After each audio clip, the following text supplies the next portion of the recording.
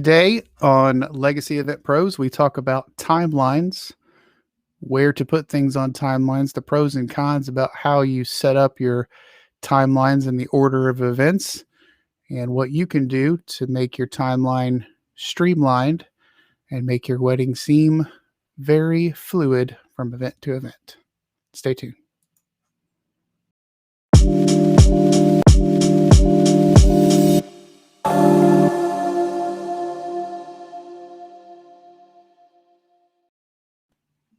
All right, so we are joined by Brandon today because I can think of no one better to be talking about timelines with other than Brandon, because when it comes to what we do at Legacy Event Group, it's got a lot to do with the planning, the organization, how we get things done. And so, Brandon, thanks for joining me today, and thanks for I had a fear of like talking to myself this entire time, and I was like, I hope my boy backs me up. Yeah, no problem. How's it going, everybody? So, all right, our goal today is to talk about timelines and to talk about like how we build timelines and about how it's the timeline is such an important thing, and it's such a thing that it varies from event to event so much. So, anything you want to say right off the bat about timelines? I mean, I got so much to say. Yeah, I think there's definitely a lot to talk about when it comes to timelines. And, some clients want to be pretty basic when it comes to how they want everything lined out. And, there's other clients where they're like, yeah, I'm having a circus roll into town about 6:30. And, there's a lot of things that can happen. So, I would say the most important thing that comes to mind is just make sure that it's all feasible. I mean, don't have expectations that are so high and try to fit in 2 days worth of wedding into 6 hours or something. So Yeah. And when it comes to the timeline too, we have to, first thing I want to say is that we are an entertainment company. So when it comes to what we are doing as far as the entertainment, we have a skin in the game when it comes to timelines. But there are wedding planners out there that are going to help you. That's going to be a lot more detailed as far as the entire day than what we're going to do. Now, we are going to be more detailed than anyone when it comes to the entertainment events of the day. So we're going to be specifically focusing on the entertainment events. So we're not going to be telling you, when you should get your hair done and things like that. And so that's where we understand and where we kind of draw the line when it comes to what we do in comparison to what a wedding planner or an event planner does. So we're going to be sticking with specifically the entertainment events and talking about those today. But that's a large portion of your day, when you talk about really what the guests walk away with. You know what I mean? yeah, for sure. And you say we don't do a lot of certain things that a normal planner would done, but I can't tell you how many times I've put in boutonniere on people, you know what I mean? Or how many times that I've gone and got somebody from a completely different area that had nothing to do with like DJing. But when it comes down to it, if we're trying to get an event done or something, I mean, I'm going to go get whoever I need to get. Sometimes there's not always that available person to do it. So we make whatever needs to happen. Yeah, and I think we were just talking. I was just talking with Samantha from Samantha Joy Events, and they're kind of redoing the way that they do things as far as being more involved with the planning process and things like that. So it also has to be said too that the planning process is different from wedding planner to wedding planner. And that's not to speak ill of any wedding planner that does not do that, or to speak positive of any wedding planner that does do that. But just know that just like DJs, if you get a DJ, you can get a DJ that just plays music. You can get a phenomenal, well mixing DJ, but not have the side of things as far as what we do with the coordination. So I don't want to speak ill of any. If I'm saying something and you're listening to this and you're like, well, my wedding planner doesn't do that. It's not to say that that's good or that's a bad thing. It's just a different service, and that's really specific to what you're looking for in a wedding planner and what you choose for your wedding vendors. So, first thing we're going to do is I was actually looking as we were talking for that picture of you mopping the floor Yeah, at I remember that. Can- Canopy Creek. Canopy Creek. Yeah. I always kind of talk about that when it's like, what's the job of a DJ or what's the job of an MC? And I don't even remember. I think, was it Childers that took that picture of you? I think it might have been. Yeah. Chuck's always looking to snap those pictures of us doing things that we're not normally doing. So shout out to Chuck for doing that. I can't find it right now, so I'll have to see if I can find it later. Well, if drinks get spilled on the dance floor, we don't want anybody to get hurt, right? So, you just got to get out there and you got to grab the mop and maybe work out a little moonwalk. Let's be honest, I can't moonwalk. Okay, I'm not gonna lie about that. As I'm scrolling through here, I have learned one thing about our entire company, and that is we goof off in the photo booth. We do, yeah. Just about as much as we should, because what's the purpose of having a photo booth if you can't goof off in it? Fair enough, yeah. So, talking about timelines, the first thing that we want to do is kind of go over. I thought in my mind, like, if I were someone getting married and I needed a resource, what would I do? So I Googled it, and the first thing that comes up is kind of our staples when it comes to wedding wire and the knot. And this is not we're going to go through these and we're going to kind of give you our opinion. It's definitely not to say that the knot is not a good resource, nor wedding wire, but these are our opinions. These are based off of our years of experience and based off of what we do at Legacy Event Group. So I would also say it has a lot to do with different areas as well. Like, being in Ohio, your layout's going to be a little bit different than what you might see in like California or something, based upon weather or time of day and things like that. So I completely agree. And it also has a lot to do with just the trends of the individual regions too. We have heard the term, California wedding or a West Coast wedding or a West Coast floor layout and things like that. So I think it has a lot to do with the region also. But the things that I think we're going to be talking about are going to be, it's going to be good advice. So this is from Wedding Wire, and we're just going to go through these and make sure that this is 9 wedding day timeline rules every couple should follow. So we're going to give it a thumbs up or thumbs down, Brandon, on whether we think you should follow these or not. So, okay, fair enough. First one, think about your wedding's unique logistics. What do you think about that? Well, I mean, yeah, you're planning a timeline, so obviously that's kind of a given, I think. But that's with me. So we were talking before we started the podcast. And this is one of those that kind of really makes me mad, to be honest. It kind of irritates me a little bit. This is the kind of stuff that I hate, and it's not good advice. It's so broad and so general, and so I'm the kind of person that when I'm planning a timeline, I'm telling the couple, here's option 1, here's option 2, here's option 3, and here's the reason why option 1, 2, and 3 are good or are bad. And so I don't like this one. This one's getting a thumbs down for me just because it's so obvious that it's irritating. Yeah. So we'll scroll down to the next one here. Number 2 from the 9 things that every couple should know from Wedding Wire is to start your wedding timeline from scratch. Thoughts? I mean, how else do you start it? I feel like you have to start it from scratch, but I mean, I don't know. I guess by scratch, maybe they mean from the start of the day, or I think they're talking about not using the template is what. Okay, gotcha. No templates.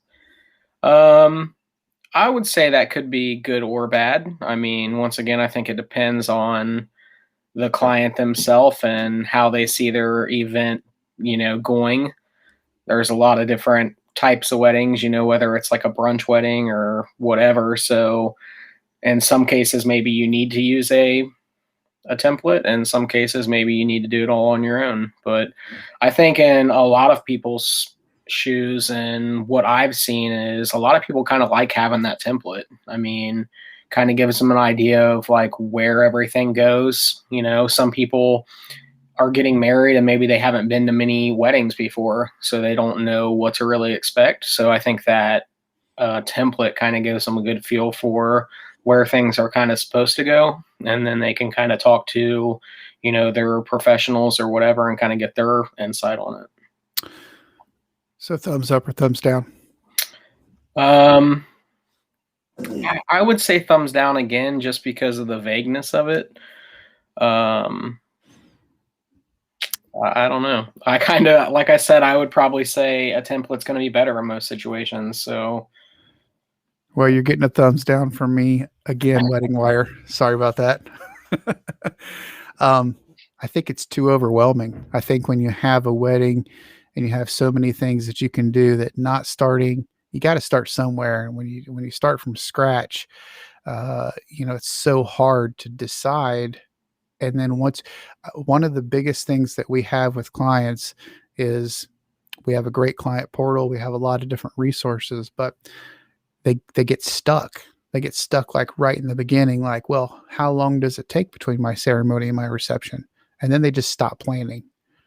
And I think that is too overwhelming for someone. So if you don't have a template, if you don't have something to start with, then you never know where you're going to go.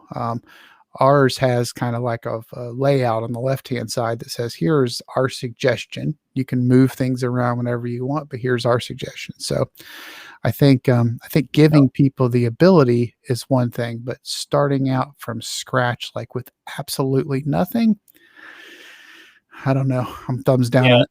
And I think, if for those people that are planning a wedding and don't have like a planner or somebody involved, a template is going to help a lot, because when you talk about the stuff leading up to the actual event itself, how do you know when everything is supposed to happen, as far as like, are you supposed to get your makeup done very first thing in the morning? Are you supposed to get your hair done first thing in the morning? Or are there other things that you're supposed to do prior to that, and then getting your hair and makeup done before photos? So, right. I mean, it could go either way. And I think for that, it's a thumbs down for me. Funny, it says even on here that check out the sample wedding as a guide, but again, don't copy it verbatim. That's not starting from scratch. So that's why you get a thumbs down for double speak. Number 3, start early, like really, really early. Now this one, I'm going to have to give this a thumbs up with a caveat. So at your wedding, we started early, but we didn't start that early. And I think sometimes you can start so early that it affects how people are at the end of the night, therefore affects their ability to have a good time. If you start so early and then by the time you get to 7, 8 o'clock, you're like dead to the world. Yeah. Was it worth it? Now, we did start early for my wedding, and we ended pretty late. I do remember closing a bar after we left my wedding, and then I had to be at Cincinnati Airport bright and early, like 7 a.m. bright and early, to take a 10-hour flight. So good times. Good times. Yeah, good times for you, but I slept like a baby on the flight. So I think anybody that kind of knows me knows that I'm pretty type A when it comes to planning stuff out. I'm actually going to Red River Gorge this weekend, and I've been planning it ahead for like a month already, and it drives my wife crazy. She's like, Brandon, you don't need to think about what you're having for dinner tonight when it's 2 months away. So, but yeah, I think when it comes to planning a wedding, I think the earlier you can start is the better, and if we're talking about planning, I think planning can be done pretty early. Especially if there are certain vendors that you want, then you probably need to start early and secure those days. But if we're talking day of, you don't want to get up too early, because, if your timeline for the day, say your last dance isn't until 11 o'clock, you're not going to probably get home until at least midnight after that. And say you get up at 5 a.m. ready to go. Girls bring over mimosas. Next thing you know, you need a midday nap. So it just kind of depends. But you know, I do think starting early is a good thing, though. Give yourself a good buffer. Make sure that you're everybody's in place when they need to be there, and just making sure that you guys are all ready to do the thing. Get your morale up. Don't wake up and first thing you already got be kind of grumpy because you got up too early. You know what I mean? So I do. This is I completely agree with starting early as far as planning goes, as far as like getting your vendors and stuff. That's especially in this area. This definitely not as many high caliber professionals that may be in like larger cities. So I do have something realistically to say about this too. When you start early, you kind of have to, if you're a drinker, if you drink, you kind of have to plan this out, because what happens a lot too is you start to drink, and then you get that first like mimosa and everyone's having a good time, and then you kind of like get to a buzz point, and then if you've ever been drinking and stopped drinking, it's hard to kickstart that again. It's hard to get going again. So you got to keep that in mind too when you're talking about this. You're going to start early. People are going to want to party, have a good time. You got to be responsible with that too, with the drinking and how you kind of plan things out. I remember, I think at your wedding we had a rule. We had like a drink limit that we had to go to. We weren't allowed to drink more than a certain amount by a certain time. Yeah, that was probably set by my wife, I think, for a good reason. I mean, that's right. That's why we're with the ones that we're with. Yeah. All right. So that gets a thumbs up from both of us. It's good advice. It's a little, there's a caveat there, but it's good advice. So the next one is talk to wedding planning experts. I don't think you can go wrong with this. I don't know if this is kind of one of those obvious, is like if you need to get somewhere fast, take a plane, rather than walk. It's kind of I think you should, if you can, talk to wedding experts and planners or organizers. Yeah, I think it's kind of a given as well. I think it kind of depends on your situation and what size wedding you're having. Are you having a backyard wedding at a family farm or something like that, or are you having a big wedding at a prestigious venue, and you're expecting people walking around handing out hors d'oeuvres and glasses of champagne? It really depends on how much planning goes into it. So, I mean, depending on where you're at in our area, I say it's good advice. But once again, I think it's kind of a given. Most people that are in our area do need planning experts involved, just to make sure everything's going the way it should, and making sure that they're keeping on a timeline leading up to the day. But yeah, I don't know. I'm kind of in the middle, I guess. I guess it's good advice because you should talk to a wedding planner, or a planning expert rather. But again, I mean, it's kind of a given too. So. Yeah, I don't think you can go wrong though. Even if you have a backyard event that you think may not, if I could, there's another thing that we get a lot at Legacy, and that's people that come in and say, well, I'm not doing a lot, when it comes to my events, I just want a simple wedding. I just want absolute, the bare minimum. I just want a simple wedding. And then when you start asking them questions like, well, what type of events are you going to do? You're going to do the first dance. You're going to do dances with family. Yeah. Okay. What about toasts? Yeah. Okay. What about a welcome speech? Yeah. Dad's going to talk. Okay. What about a prayer? Yeah. The officiant wants to. Okay. What about, and when you actually kind of break it down, it's not as simple as what you think. I mean, it's one of those things where you oversimplify in your mind, but when it comes to a wedding, there's so many moving cogs, so many things that have to happen to make sure that everything happens the way it's supposed to. I think people oversimplify it. So talking to a wedding planning expert at very least early on maybe will bring some of those things to light so you can apply the proper resources to actually making the timeline that's going to be successful. Right. And I think in the scenarios where it is like a backyard kind of thing, I think in a lot of cases they're not worried as much about that timeline. It's kind of more of like a hangout and a get together for everybody and the celebration of the marriage. And you're not going to have a lot of those standard events. So they're okay more with, letting the flow go and just kind of seeing, where it ends. So, Yeah. I've seen both though. I've seen both. All right. So we get thumbs up for that, but it's kind of obvious. So the next one is again, these are 9 things to think about for successful timelines. Add some buffers. yeah, I mean, I wouldn't add too many buffers. I think it depends on which part of the day that you're considering to add a buffer to. Um, in certain circumstances, I think that a buffer can be a good thing. It gives you a chance to relax and kind of catch your breath for the day. But at the same time, if you have too many of those buffers, it's kind of in the same situation as planning too early. You're waiting and you're waiting, and all of a sudden it's like, okay, we're waiting 45 minutes because we're too early for this next event. And at the same time, that gets you sleepy. It changes your moods, so it kind of ties into the other one.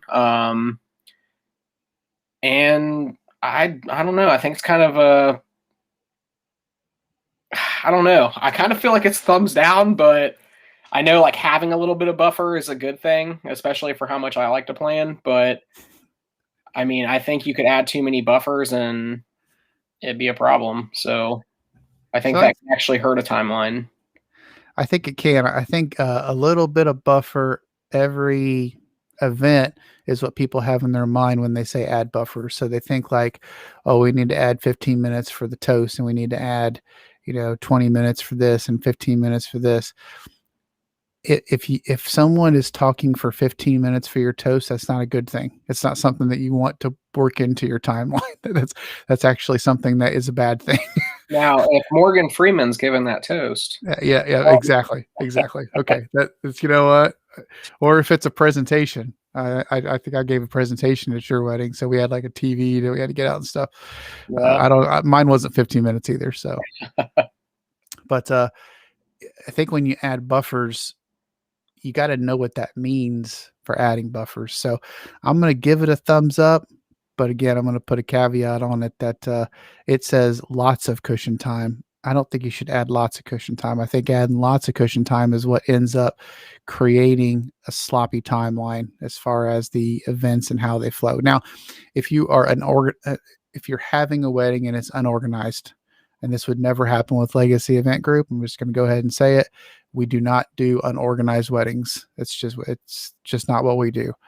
But if you are having that backyard event and you're not really wanting to do a lot of those events, then you can be sloppy. But when you have the amount of events that we usually do and the timing that we usually do it, with the logistics that go into the individual vendors that are doing the specialties, taking pictures and the caters, right. you can't build in those buffers because the buffer will add up within 1 or 2 events, and then all of a sudden you're 45 minutes behind schedule. Yeah, and then one more thing about the buffer thing too is, if you're having too much of a buffer, that could kind of look poorly on your guests. Your guests at that point are kind of sitting there, kind of wondering like, what is going on? Like, what's coming next? What am I waiting for? I've needed to go to the bathroom for 10 minutes, and I'm afraid to because I don't want to miss something. Yeah. So I think that could be poorly, and that's just why I give it a thumbs down. Now, leading up to the day, I think in the first part of that timeline, I think it would be more important to have the buffers there just in case something does happen. Say, your makeup's not going on the way you want it to, or you're having a bad hair day and you're struggling to kind of get the curls that you want, or whatever it is. I think it would be more important to have buffers there than having an extra 45 minutes before dinner because your guests are already probably starving at that point. So. Yeah.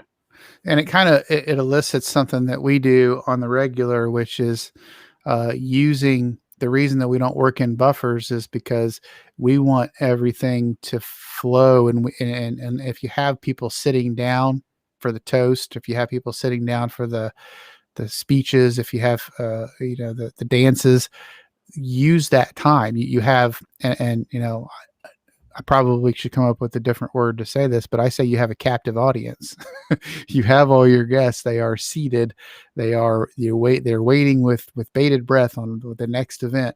Why not just give it to them? Why not when you ask everyone to sit down, or when you have their attention and you have them all seated, go ahead and hit them with as many events as you feel comfortable with in the best timing as possible, because that's going to make it feel like everything's flowing a lot smoother. So, I wouldn't add too many buffers in there. So, Yeah. All right. So, but not on the invitation. So that's basically, I don't even think we need to vote on this one. It's basically saying don't buffer your invitation. Don't put like 15 minutes. You should put on the invitation. You should schedule your invitation for the time that they're supposed to be there, not the time. Now, if you're talking about my mom, then you should probably like give her a special invitation with 30 minutes. No, an hour. Oh, she's going to get on you for that. Yeah, because right now, I'm sure we have a thing called Terry time, and when it comes to Terry time, she's whenever she gets there is when she gets there. So,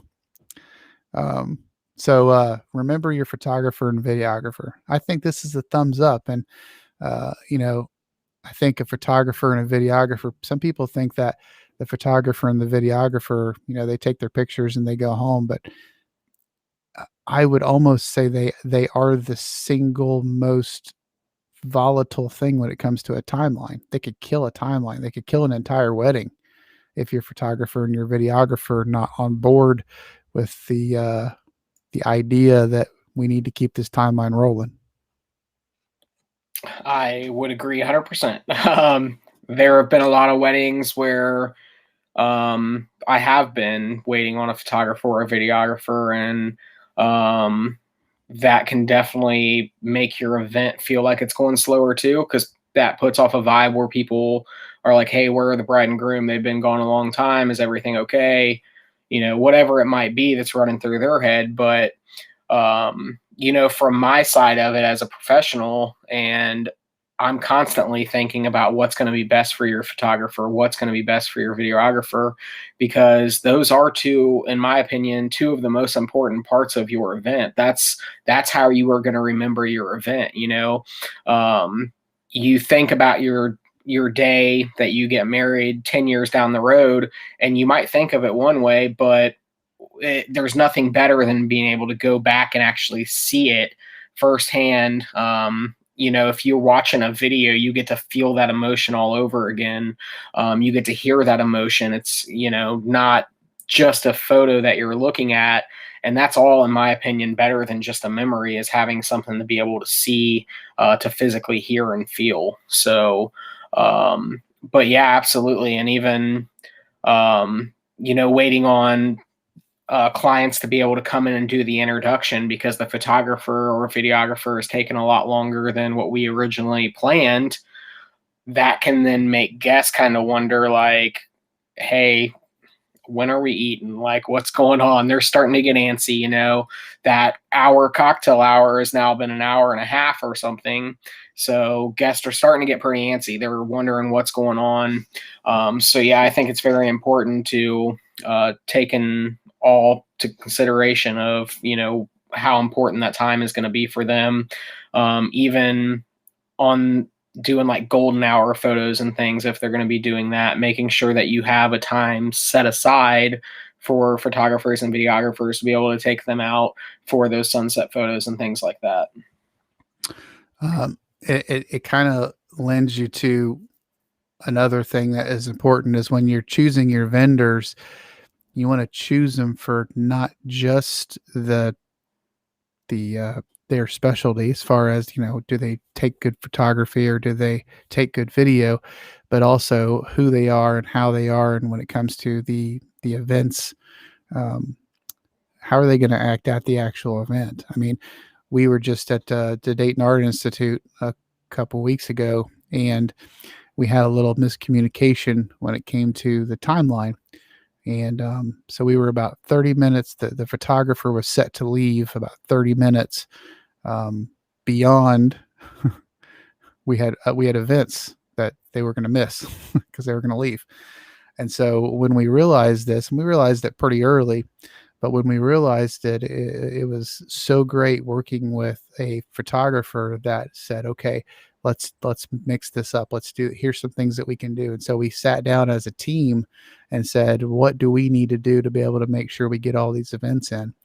And it was the cars. And so great team that they have over there. But when we sat down and kind of worked it all out, we went to the couple with a solution to say, hey, we are behind schedule.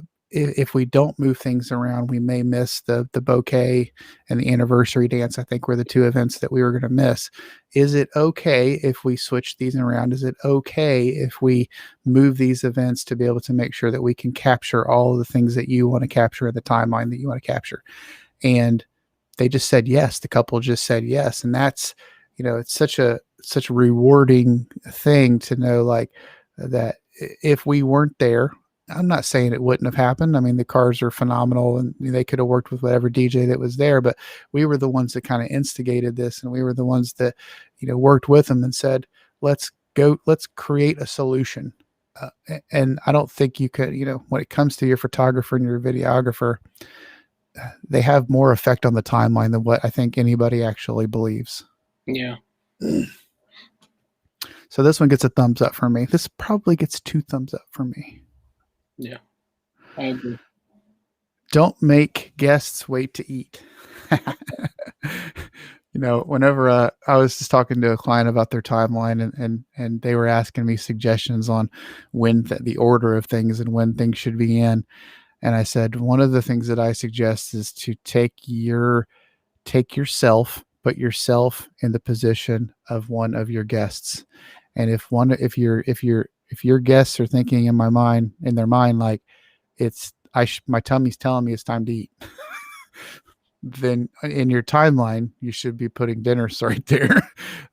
It's kind of reminiscent to Disney World. We went to Disney World a couple of years back, and it was like, as I was walking, there was like a trash can right where I wanted to throw things away. And I thought, how do they know this? And then I went back and looked, and they actually had people that would experience it and would walk a certain distance. And because they had gotten food at the same place I got food, they knew to put a trash can right there. And so don't make your guests wait to eat, I think, can be expanded to say, don't make your guests do anything that you don't think that you wouldn't want to do as a guest yourself. Yeah. I kind of think of it like, especially on like Friday weddings. Think about if you're having a Friday wedding, a lot of your guests probably work that day. And then they're going to sit for the ceremony for about an hour. They're going to sit for that cocktail hour for about an hour. By that point, they're going to be ready to eat. It's dinner time, but also even on like Saturday events and things like that, a lot of guests probably are going to wait because they want to eat at your wedding. They don't want to be rude. They want to eat the food that you've paid for them, So, if people have food in their stomach, they always seem happier, right? That's right. And that goes for me personally, and my wife will 100% vouch for that. It's the whole hangry thing. If you don't keep people fed, they're not happy. So people are much easier to entertain. They're going to have a much better time at your wedding if their stomach's not doing that gurgly thing. It's not constantly chirping at you like, hey, ignore everybody else. Go over there and find some bar peanuts or something and put them in your stomach. So they're going to be much more focused on everything that's happening if they're fed. So that's a thumbs up for me. Yeah. So the last one is kind of a given for us, and that's distribute your timeline widely. That's what we do at Legacy Event Group. So when we're finished with your timeline, we will distribute it to everybody to make sure that we're all on the same page. So speaking of the same page, I just flipped through. So, yes, this is a definite thumbs up, and I don't even know if we need to discuss it anymore. Yeah, it's a thumbs up for me too. And I will say it's the reason this is so important for people that don't consider this is you don't want to get to the event day of and be in the position where you're going to talk to vendors and none of your vendors have the same timeline. Um, for whatever reason, say your caterer is set to serve dinner at 6 o'clock, but everybody else has it like an hour off or something. Or, maybe it's not even the caterer, maybe it's just different things throughout the event and everything's kind of chopped up. If you do this in advance, you can make sure that everybody is on the same page when they arrive to the event. Don't just expect them to kind of know everything that's going to happen. Don't just expect your DJ to get with the other vendors because not all DJs do that. I know I personally do. Our company personally does. We that's one of the first things we do when we arrive at a event is we're going to go talk to the venue coordinator and share our timeline just to make sure that we are set to start and end at the same time. Ask them any questions we have, but then we're going to go to also videographer, photographer, caterer, anybody, and basically check with them just to make sure, hey, this is the timeline we have. Is there anything different? Is there anything else that I should know? Because we want to make sure that we have all the information. As an entertainer, we have some important tools, and that's one, a microphone, very important. You can get people's attention, and then we also have the music. So if you're able to push a play button, you can talk on a microphone, you're going to be able to get people's attention. True stories. True stories. All right. So we have a meeting at 6:30, so we got about 20 minutes left. We were going to talk about the timeline from the knot, but I think we're just going to jump to doing our own timeline. So we're gonna build our own timeline. It's going to be on our system. So this is through our client portal, and the client portal that we have gives you the ability to build the timeline, but this is kind of step 2, really. Step 1 is when you are going through the planning forms. So the planning forms are kind of going to give you an overview about things. And then this is step 2. If you have done the planning forms and you know the events that you're going to do, and you just kind of build it over. So we're just going to kind of build this timeline just as we were if we were talking to a client and kind of talk about the pros and cons about where to put things and how to put things. So this is that real life kind of stuff that we talk about. So we're just going to make this, we'll say guest arrival into the room, and we'll just, say this is like the steam plane or something like that. And we're just doing a ceremony. So guest arrival in the room at, what time do you think? 6 o'clock. 6 o'clock? Yeah. And you mean we're just doing reception, right? I think you just said reception. But you mean just reception. Oh, yes. Yeah. Just reception. So guests arrive at 6 o'clock. And then, so here's the first question that we get a lot. And that is, how long between my ceremony and my reception? So let's say that you had the ceremony out in the little patio area, the grassy area at Steam Plant, and you were staying on premise. So what do you tell people when it comes to how long? My first question about that then would be, are you having a first look before the wedding or not? And the reason I ask that is because, once again, I'm thinking about the photographer and I'm thinking about the videographer. If they did not do a first look, more than likely they're going to need a lot more time to get all the photos that they want for their wedding party and everything. So that's why I asked that first. If they have done a first look, they're probably going to need a little bit less time. Another question I like to ask is, how many family photos are you doing? How big is your family?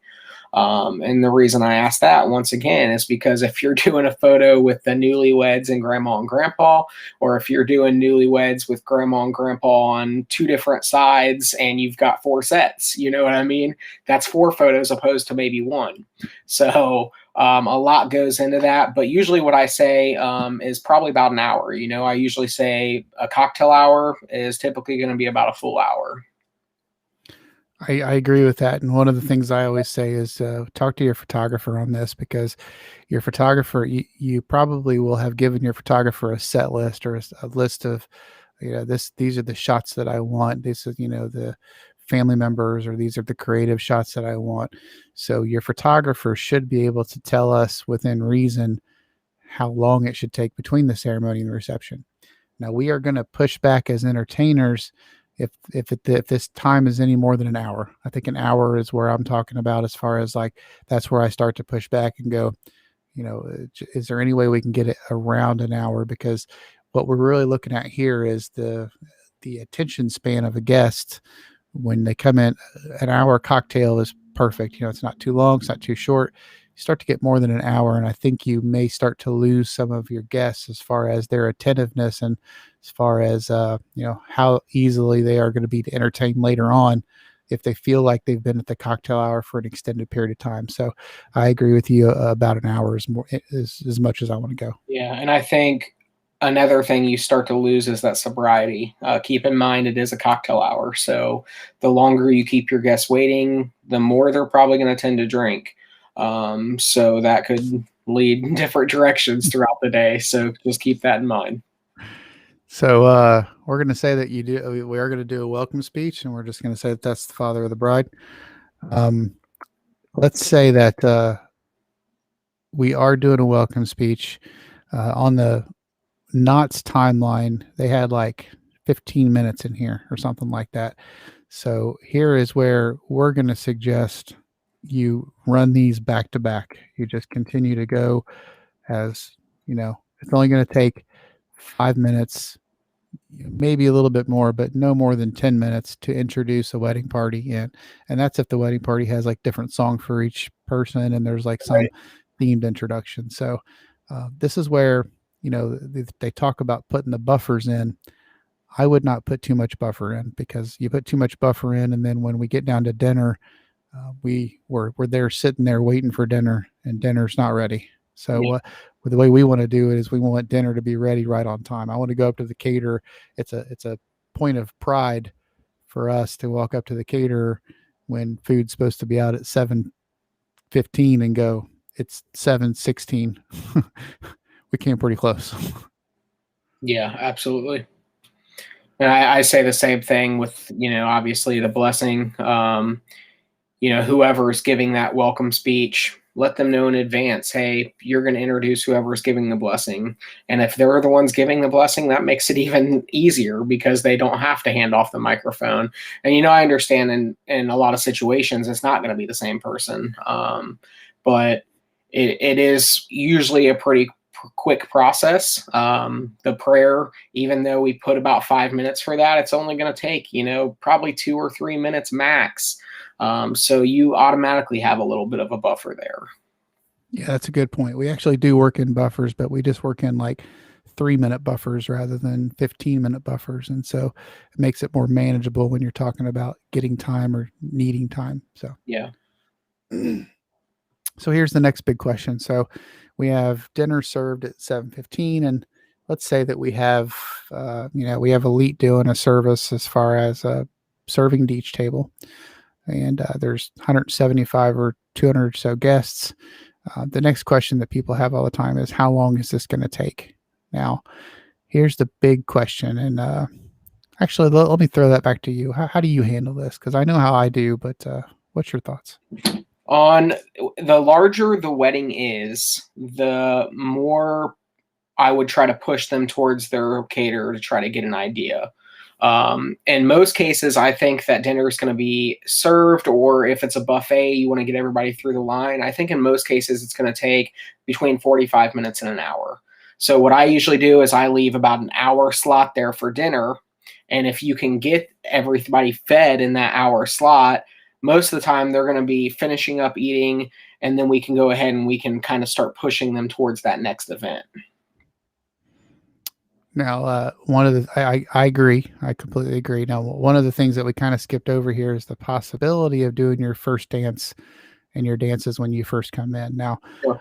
here's the reason why I didn't do that on this timeline. It's because of the time. So we're eating dinner at 7:15, and I know that's different for each household, but 7-ish is when we usually eat dinner in this household, and so anything else is probably going to be earlier. So the 6 to 6:15 time is more common. So if you're looking at this timeline again, what would your guest's belly say to them? That they would say like it's time to eat. So that's why I didn't talk about that. But that's the pros and cons about putting your first dance in your family dances. Again, one of the situations that we had at Rosewood Manor last weekend was we the ceremony. We did the ceremony outside, and it was super duper short. And so when the ceremony we scheduled 30 minutes or so, which is pretty common, it only took about 7 minutes, if that. So when it came down to it, we had a lot more time before dinner, and so we didn't want to just like have them not come in and not do anything. So what we did was we moved their first dance and their other dances to right after the introduction. And Sure. so that took some time to be able to kind of give that buffer. So dinner was still at the same time. The catered, because of the timing and everything, just couldn't make it earlier. So that's something that we did on the fly. And again, it's just working with great vendors, but it was a way to get the maximum amount of time for the couple when it comes to, I went to and said, is it okay if we come in and do these dances? And that way, when we get ready for dinner, we'll be ready. If not, we're two options. You're either going to come in and just sit there for 15 minutes and not do anything, or the second option is we just don't go in for 15 minutes. So you just miss 15, 20 minutes of your wedding. And I just never want to do that with couples. I mean, I think every minute of the wedding is precious. Yeah. So, in our timeline here, we're going to move on to the toast. About what time? What time would you suggest on a 145, 200 people? I would probably say about 8:15. And again, I think this also could change a little bit on whether or not there's going to be a pour. So if there's going to be a pour, maybe to the head table, maybe just a couple of family tables, maybe an hour is fine. If there's going to be a full pour, maybe you need an hour and 10 minutes. The caterers are probably going to be the ones taking care of that pour as well and trying to clear tables and everything in the midst. Sometimes that's not enough time. What I normally do, once again, this is kind of based on the size of the wedding, but I usually schedule that next event for about an hour after dinner. So if it's going to be the toast, usually I would say about 8:15. And like I said, it just kind of depends on if there's going to be a pour or if people are going to be going to the bar or what it's all going to entail. So here's what I usually say, and this is a little different than that. I always say, how at this point, how quickly do you want to move forward with your wedding? So at this point, I feel like we have a choice to make, and our choice to make is going to be: do we push forward as quick as comfortably possible, or do we take some time and move forward at a slower pace? Because what we need here is we need two things done. We need the couple and whoever is going to be doing the toast to be finished eating. And then on top of that, we need the last guest to have gotten their plate. And that's really not even a necessity is for the last guest. It's just kind of a courtesy thing to me. I feel like if we started the toast and the last guest still doesn't have their plate, that's just kind of rude. So that's just my opinion on that. Yeah. But you at least have to have the head table done. But we can have that done technically in 45 minutes or so, maybe even 30 minutes, depending on how fast they serve. So what I do at this point is I say, let's work with the 45-minute mark as the moderately aggressive. And if we go really aggressive, we can go into the 30, 35 minutes. If we go kind of relaxed, then we go into the hour and 15. Yeah. And so I kind of base it off of this, understanding we can be a little bit flexible here, but this is a point to where after dinner is served, we can be a little bit flexible with our timeline. We don't have to be spot on like we were before. Yeah. So that's what I always say is just let's talk about the pacing of things. If you're looking to get to the dance floor as quick as comfortably possible, which is what 90% of the couples are, I always put 45 minutes. If we push it back, then we push it back. But my feeling on this is, if we're 5 minutes behind schedule at all times, that keeps us going. It keeps us pushing, keeps us going to the next event. If we're 15 minutes ahead of schedule, I wouldn't say that we won't move forward because it's the right thing to do. But we're definitely not going to be wanting to move forward like as aggressively. So I always want to be 5 minutes behind schedule or right on time, because it keeps everyone moving, keeps everyone pushing forward. So that's my opinion on that. Yeah, and you're 100% right. As far as not having to be so strict with the timeline the rest of the event, because the dinner, what a lot of people I think forget is you can't really be flexible with the time for dinner. You can't say, hey, let's push back dinner 20 minutes, because at that point that's affecting the quality of the food. And your caterers work really hard to make sure you get really fresh food. So let's do our part and make sure we can get them out there onto the table as soon as possible. So yeah. So segue on our timeline. We talked too long.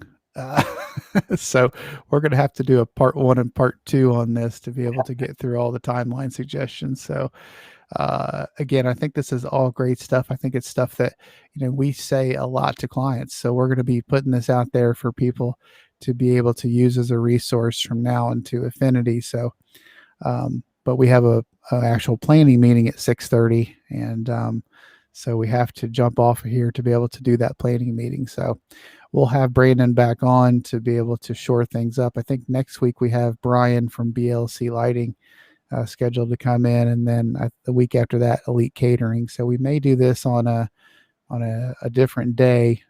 I know Brandon's got things that he's got to do this weekend, so we may not be able to get this done for a couple of days or so. But we'll shore this back up. We'll start probably reiterate a little bit about dinner, and then we'll start with toast and things like that in part 2 of our how to build a timeline. So anything you'd like to say before we go, Brandon? No, it's been great. I think this is going to be really helpful for a lot of clients. Just let Brian know next week when you talk to him if he wants a rematch. I'm here. I think after the sword to the private parts, I don't think he wants to mess with you anymore. All right. Well, thanks, B, and we'll talk to everyone next week. We may be posting a couple more videos. I may get on here and just banter about this stuff. I enjoy the topic. So thanks, B. All right. Peace.